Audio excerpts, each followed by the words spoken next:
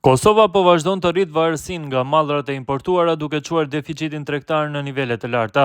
Sipas të dhënave të Institutit GAP bazuar në statistikat e doganës së Kosovës, gjatë vitit 2025 vendi ka importuar mallra në vlerë rreth 7 miliardë euro, ndërsa vlera e eksportit ishte vetëm 929 milion euro. Kjo tregon një diferencë të madhe mes importeve dhe eksporteve.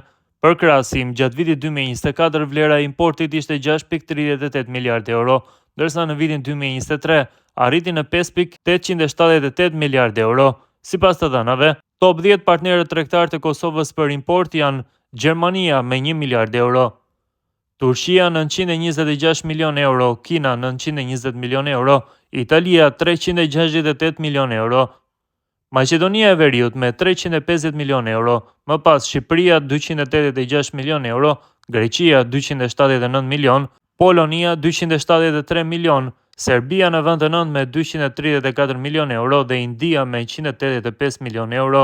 Në vitin 2024, Turqia kishte qenë partneri kryesor për import, ndërsa Gjermania në vendin e dytë, por tashmë në 2025 e ka kaluar atë.